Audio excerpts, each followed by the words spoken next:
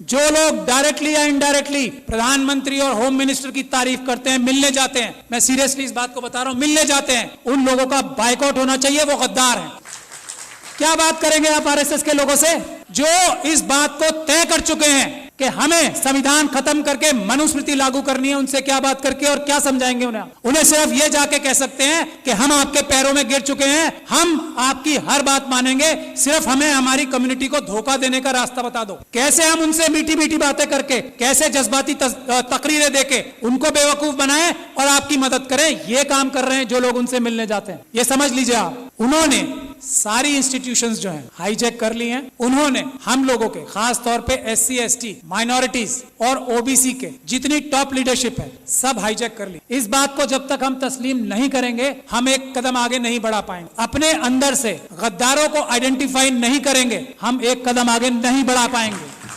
सबसे पहला काम है, हम लोग इतने कमजोर नहीं हैं, समझ लीजिए आप, ये गद्दार हैं जो हमारे पैरों में बेड़ियां बांध रहे हैं। आइडेंटिफाई कीजिए उन गद्दारों को जो डायरेक्टली या इनडायरेक्टली ये बोलते हैं कि हेमंत बिस्वा शर्मा एक बहुत अच्छा चीफ मिनिस्टर है। आइडेंटिफाई कीजिए ऐसे लोगों को और उनको पनिश कीजिए, उनका सोशल बाइकआउट कीजिए। ये तो हम आराम से कर सकते हैं। दो रास्ते हैं, कोर्ट का रास्ता है लेकिन सुप्रीम कोर्ट वो रास्ता नहीं है। कोर्ट का रास्ता जब है जब हम बहुत सारे केसेस, रोज ये पूरे देश को लूट के खा रहे हैं आरएसएस और बीजेपी के लोग, हम multiple cases grass root level पे बहुत सारी जगह पे करें, एक एक आइडेंटिफाई करें आरएसएस के कार्यकर्ता को कि कौन स्कूटर पे चलता था और आज मर्सिडीज में चल रहा है, उसको आइडेंटिफाई करें, उसके खिलाफ करप्शन के केसेस करें। ये एक काम करना होगा हमें। दूसरा, अगर हम पीसफुल प्रोटेस्ट करके जेलों में जाने के लिए तैयार नहीं है तो ये सब बातें बेकार हैं। अगर हम लाठी खाकर जेलों में जाने को तैयार नहीं है, अगर हम गोली खाकर जेलों में जाने को तैयार नहीं है तो ये सब चीजें बेकार हैं। ये चाहते हैं कि ये हम करते रहें और वो जो काम कर रहे हैं वो करते रहें। तो पहला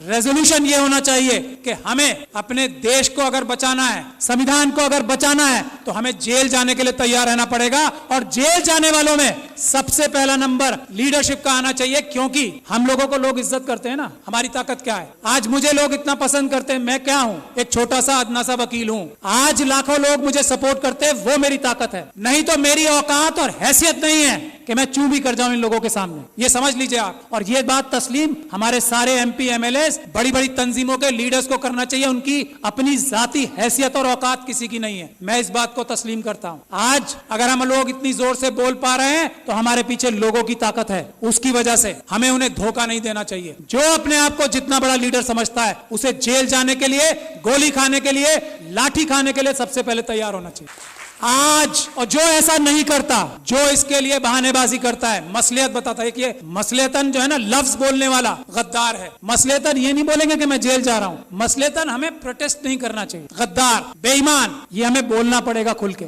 एक बात। दूसरी बात, ये हमारा सबसे पहला इशू आर्टिकल 1 होना चाहिए कॉन्स्टिट्यूशन का। आर्टिकल 1 क्या है? भारत की जो सीमाएं है ना उसको अक्षुण्ण रखना। चाइना 2000 किलोमीटर हमारी जगह खा गया है। हम किसी और मुद्दे पे बात नहीं करेंगे, दो मुद्दे हमारे शुरुआत के होने चाहिए।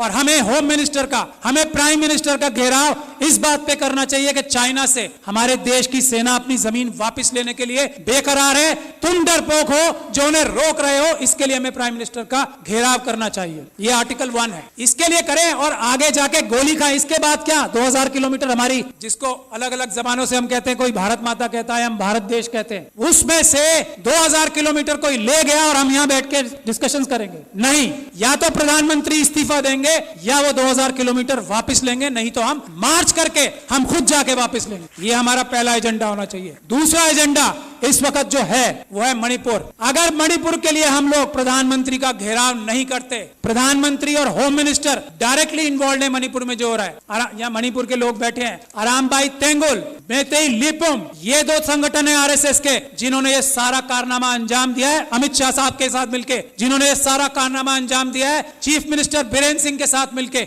मेटिकुलस प्लानिंग से एक एक काम हुआ है। वहां पे कुछ भी स्पॉन्टेनियस नहीं हुआ है। जब तक हम इस बात के लिए कार्रवाई नहीं नहीं करेंगे। और ये जो सुप्रीम कोर्ट में कार्रवाई अभी चल रही है उससे कुछ होने वाला नहीं, कुछ नहीं होने वाला। मैं एज लॉयर सुप्रीम कोर्ट आपको बता रहा हूं, कुछ नहीं होगा। बात 1-2 महीने में आई गई हो जाएगी। उन लोगों के साथ वहां ज्यादती होगी। आरएसएस और बीजेपी पाकिस्तान और चाइना के साथ मिलकर नॉर्थ ईस्ट और सारे बॉर्डर लाइन एरियाज को कमजोर कर रही है। ये हमारी जिम्मेदारी है। आर्टिकल 1 नंबर 1 बचाना सबसे पहले। मणिपुर के लिए हमें जाना चाहिए डेलीगेशन बना के और सच्चाई सामने लानी चाहिए कि आरएसएस ने, अमित शाह साहब ने और चीफ मिनिस्टर ऑफ मणिपुर ने ये प्लानिंग करके अपने कार्डर्स से कराया है। कोई मैती समाज ने नहीं किया है, उनके कार्डर्स ने किया है। गुड़गांव में और नूह में उनके कार्डर्स ने सब किया है। गुजरात में उनके कार्डर्स ने सब कुछ किया है। और दिल्ली के दंगों में हमने ये एस्टैब्लिश कर दिया है कि आम आदमियों ने कुछ नहीं किया, उनके कार्डर्स और उनके भ्रष्ट पुलिस अधिकारियों ने ये सब काम किया है। यही हमें करना पड़ेगा। मणिपुर के लिए प्लान बनाइए कि हम लोग वहां जाएं और एक्सपोज करें कि मणिपुर में क्या हो रहा है, क्या हो रहा था और क्या हो रहा है अब। और उसमें अमित शाह साहब सबसे बड़े चाणक्य हैं।